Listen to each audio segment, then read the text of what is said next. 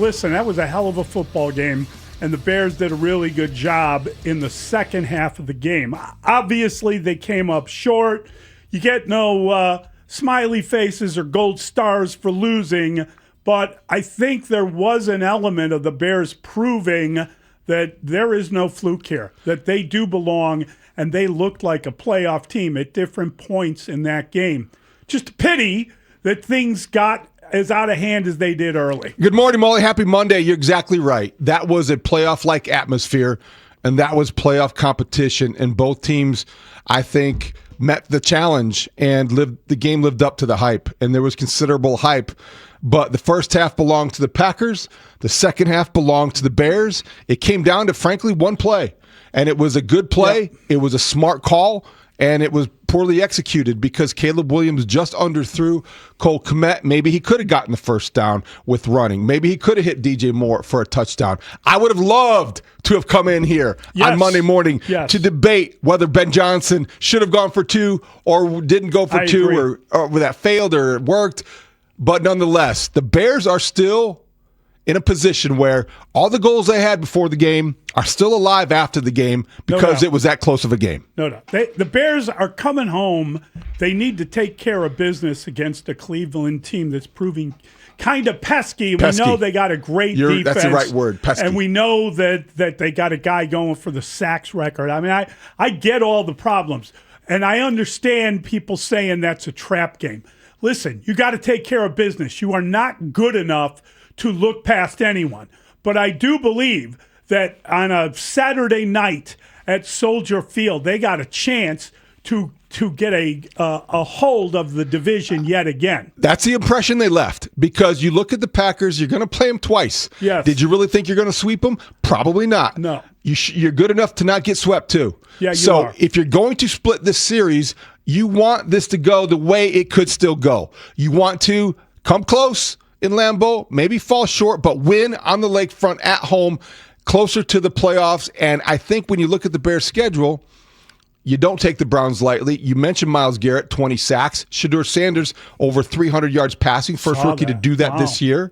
So that's not a game that is going to be as easy as it appears, but you are the Bears, and you feel very good about your ability to recover from a poor first half, be resilient, have that resolve, and bring that into the final 4 games of the season. You know, the other element of that game, we know that the Green Bay Packers got explosive plays, and they got down the field passing, and that was embittering and disappointing, both things at once. But I would say that had the Bears handled the kickoff better that set the Packers up at the end of the half, that was a really they clearly, in my opinion, were going for the dirty kickoff. So you got a field goal kicker who just kicks a field goal. We saw Kyle Monangai crack a guy's helmet on a play. That was unbelievable. So when he kicked that ball like it midway through it, soccer style, is what it looked like. I thought the laces were going to blow off the ball. Let's go back to one play at a time, because I know the Monangai thing was outstanding. Well, I'm just using it as an example of explosion. It's a very good point for a very key series, and we don't want to gloss over what happened at the end of the first half. Yes. So that was the ball game right there, Mully. 7 points. When you have a one-score game and you can't take any series for granted, when Santos messed up the kickoff, whatever you want to call it, the dirty kickoff. They call it a dirty kickoff. All right, so they get the ball at the 40. At the 40. Remember Ben Johnson with the soliloquy on hidden yardage and all the things we talk about? Right there. Their special teams right there. You're starting at the 40. And then you go, if you're the Packers, it takes you 4 plays to go 60 yards because you've got a breakdown, a meltdown in the secondary. I don't know what they were thinking back there. I agree. But Bo Melton is not the guy you think is going to beat you, but he beat you. Jaquan Brisker thought that Kevin Byard was taking the other half. Kevin Byard thought he was getting help from Jalen Johnson. Jaquan Brisker said, well, somebody's going to help me there, right? No. Jordan Love exploits the mistake, and it was a key mistake at the wrong time. Touchdown, Packers, 45 yards. That you go into halftime. Yes. Now you're down 14-3. As Wayne Larrivee might say, that to the Bears was the dagger. Yeah. That was a really And again, I mean, how many times do we talk about field position? How many times do we talk about the importance of being able to kick the ball off and make sure you're not bringing people to the 40-yard line? I've got to tell you, that series, more than any other of the day, was the most disappointing outcome because of the way they didn't seem to be mentally prepared on the special teams. Agree. And defensively. And so, and the other thing is that the Packers, at the end of the first half, you knew they were getting the ball to start the third quarter. Exactly. It was a 2-for-1 for Green Bay. Yes. So you should have had the heightened awareness, maybe played a little bit. I even think they were in the right defense. They just didn't have the right concentration. Yeah, but that really, I mean, I was so miffed at that. And as I said, it was a really cold day up there. It got down to 9. I think it was Thank you, Tom Brady. 13 at that point. But what frosted me more than anything was when you have to kick off and there's like a minute and a half left or something. It's the end of the quarter. It's the end of the half, excuse me.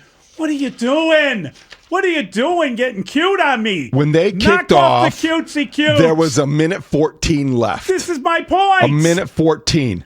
That game was lost in the final minute 14 of the first half. You brought them to half field because you can almost accept. You don't ever want to accept anything, but you can almost understand how Christian Watson can get loose and make big plays, right? Yes, no question. You can almost understand Romeo Doubs making a big play. You can almost understand all of these things. Josh Jacobs beats you. Okay, thank you. Go home. But Bo Melton is not the guy that's supposed to break this game open. No, he's not. And Jordan Love found him, and he threw that patented fadeaway jumper. Yeah. Have you ever seen a guy complete as many deep balls by leaning in the wrong direction? It's so unorthodox, but it's so effective. You know, it was really interesting because on the pregame show we had this discussion basically about who was the better quarterback. And you know, we did that during the week, and we did that in the pregame. And it surprised me that Olin, and we'll talk to Olin at 7, was so adamant about Ben Johnson being the better athlete, better arm, and the better runner, and just the better. Caleb Williams? What did I say? Ben Johnson. Oh, my God. But Ben Johnson helping Caleb Williams become that guy. Caleb. So he was adamant about that? The better athlete. And then his response to it was, who's a better quarterback than Caleb Williams that you've seen with the Bears? And he asked the very wondrous question of whether Caleb is better than Jay Cutler, because Jay Cutler had all these unbelievable physical gifts, skills, physical ability as a thrower, but he also was so prone to interceptions, and you just didn't know what to expect from him in the way that we're coming around on Caleb Williams. By the end of the game, sure, Caleb Williams was over. It was like he had like a 76 passer rating to 120 for Love. It's a fun conversation. It was a really interesting conversation. Big picture question. Broadly, my first reaction would be that physical skills, they have similar tools. They're very gifted in both ways. They have an elite arm talent. Jay probably has a stronger arm. Caleb Williams probably can do more off-platform, those kind of throws. I think both guys were sneaky good runners. Caleb Williams probably a little faster, but Jay Cutler a little bit more rugged. But I think the way the decision-making, maybe what Olin's alluding to, I didn't hear that part of the pregame, apologize, but I think that he probably was alluding to the fact that Caleb Williams makes some really good decisions and when not to throw into trouble and doesn't take those kind of chances that Jay Cutler kind of threw caution to the wind too often. It was just a really interesting thing to talk about, and we'll have to get to that before the week is over. But I think that I came away from that game kind of feeling like I did going into the game, which is that Caleb is just this work in progress. And you got to keep that in mind. And I get it. You had that opportunity at the end of the game, and I couldn't believe how many people were contacting me saying, should he have run there? No, he would not. He didn't have the angle. He didn't have the angle. I don't think he had the angle. He didn't have the outside. I'd love the call, though. The linebacker was coming up. Yeah. The problem with that play was the guy who was wide open, he didn't leak out right away. That was DJ Moore. He didn't leak out right away, and that might have delayed the play, or maybe the fact that Caleb Williams took his eyes to Komet next, and then he tried to put the ball exactly where it needed. It was a little too perfect. Yes. I agree with you. I thought that he was going to try to keep it. I love the call because it gave you three options, the run or the two receivers. Yes. And a guy who had been doing a lot of damage with his feet and was fast enough to get that yard, you trusted Caleb to make the right decision. And that's where I think that what Owen's alluding to, and I think we're continuing to see, Caleb Williams has moxie, more so than I thought this time, and he is a work in progress. Yes. But he made the decision to try to connect with Komet in the way that they did in Philadelphia. Which I wonder if Komet should have come back for the ball. When he saw that, Komet is a big guy. And the guy that's guarding him was not. Yeah, how tall is he? He's not 6 feet tall. I'm just saying, when you're that's why much Caleb bigger threw than it. a guy, could you get ahead of him, get somehow kind of box him out, play basketball in that moment? That's asking a lot. It's asking a lot. Yeah. It's an understandable reaction. My sense is that it overlooks the fact that he just underthrew him. Yeah, he underthrew. It was a bad ball. He underthrew him. It was a bad ball. And Keezy Nixon is 5'10", 200. So Caleb Williams knew that. He's going to throw it up to where, I think he's even said after the game, the post game, he was going to put a situation where you go up and get it, or however he described it. Yeah, jump ball type of jump ball type of situation. He just didn't put the ball high enough to let him jump for it. I agree. So, and the only other thought that I had about that play is that, he didn't even seem like when that wasn't there, when there was a man on Komet, did his eyes ever dart toward where DJ Moore is? Didn't even look at him. And then I looked at it. DJ Moore was targeted 3 times. David, Roma Dunze's out of the game. I know. He got 3 targets. Stress fracture. 1 catch. Mully. For -4 yards. DJ Moore is too invisible in this passing game. They tried to kill him. They tried to kill him twice. Well, they didn't try actual homicide. It seemed like there was an attempt on the man's life. It was bad. What was that trick play? Oh, my gosh. Right off the line. They were putting him. Tom said, I'm surprised he didn't fumble. They were putting him in harm's way a lot. DJ Moore had to be thinking, what do they have against me?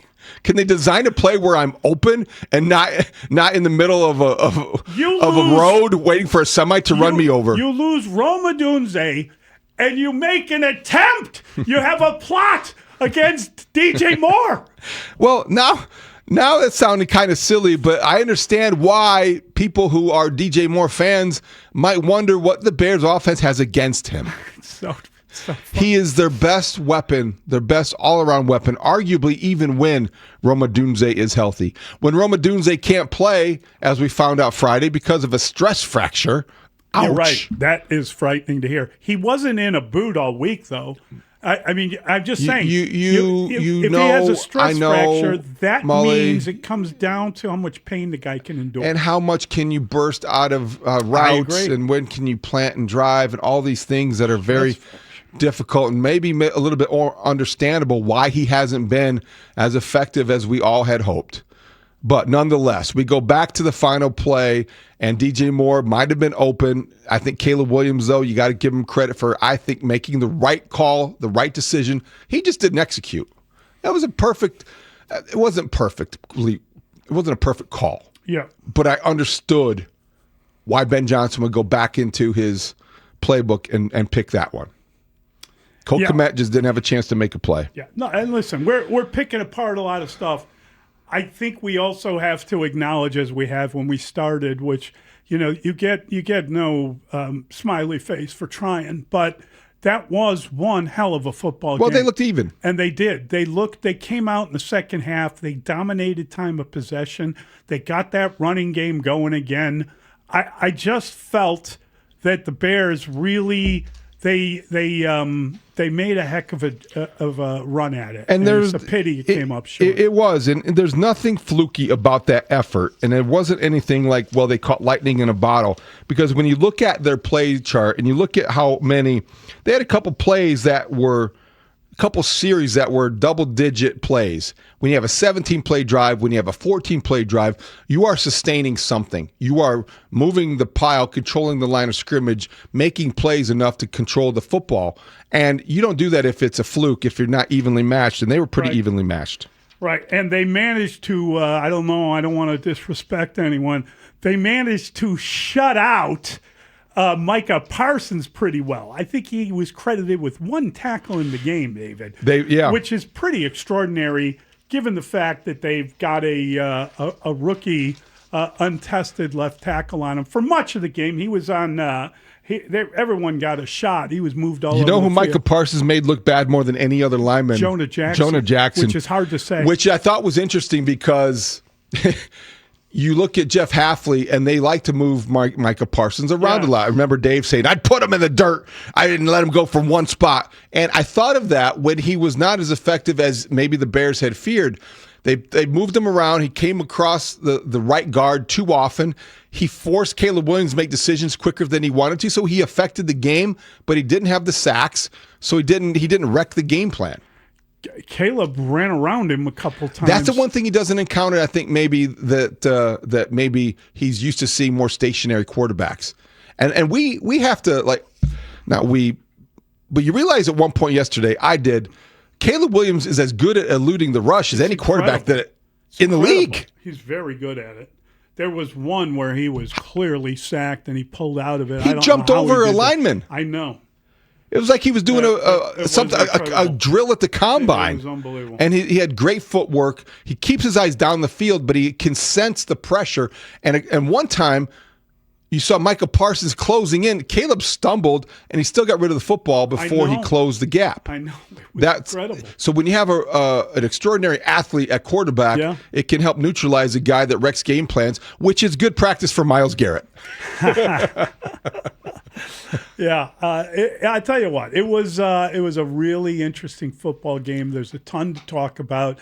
In a weird way, it's sort of underlined how the Bears have managed to close the gap with Green Bay.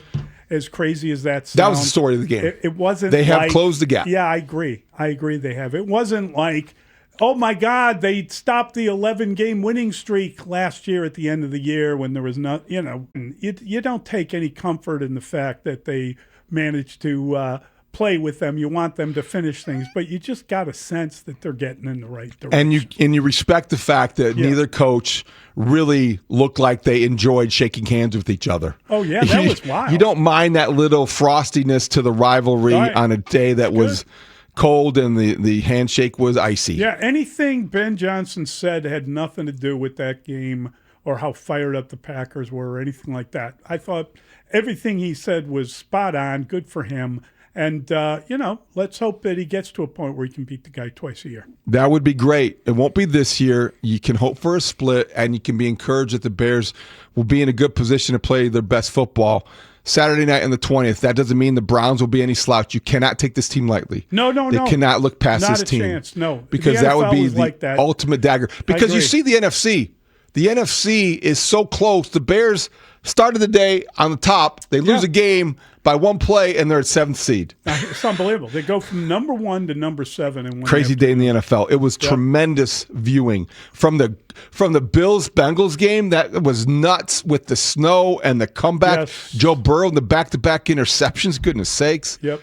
To everything else that happened in the division. How about the Vikings with the shutout of the Commanders? A year later, Jaden Daniels looks... How about Jaden Daniels going down with another injury? He looks very fragile. He hurt his elbow again, didn't he? Almost as injury-prone as Kyler Gordon. Is that his 3rd injury? Wow, Kyler Gordon. How does that happen? You know how it happens? It happens because it's like 3 degrees out or 13 degrees out, and you somehow, with a guy that has a groin injury, didn't get that done before he hit the field. I cannot tell you how miffed I was about that, because there's a little bit of malfeasance with something like that. It's a roster spot too. And a really it's a problem. We'll see how bad it is moving forward, but that didn't look good. And we will get to talk to TJ Edwards again today because he played. I'd like to know what he thought when he saw that. He had 4 tackles like, my next? But I'm just saying, he had a hand injury. We know that. But he had a hamstring. The hamstring was the one that kept him off the field. And we're going to ask him in about those that. conditions. You and do wonder what if do you do extra in conditions like that? Right. Because that is a difficult thing for anyone to play with any kind of muscle injury. And unfortunately, Kyler Gordon, this has been his season. It has been a year where you have seen him try to play and get hurt again, and try to play and now get hurt again. That is really difficult to stomach for a guy that you're giving a lot of money to because you need him. Yes, there's no question about it. That was you wondered about the weather's role in yesterday's game. I thought the weather was way too much a source of conversation or mention, though, in the Fox booth. Yeah, Tom talked too much. Oh my gosh, it was like we're watching the Weather Channel. Yeah, we got all starring Tom Brady. He got all his secrets of how he managed the weather, and that's great. You got to keep that hand warm. That's great. Did you know that it gets that cold in Wisconsin in December? I actually got a text from a friend of mine who was like, "Tell that guy to shut," whatever, rudely telling him. How would you tell him? I wouldn't.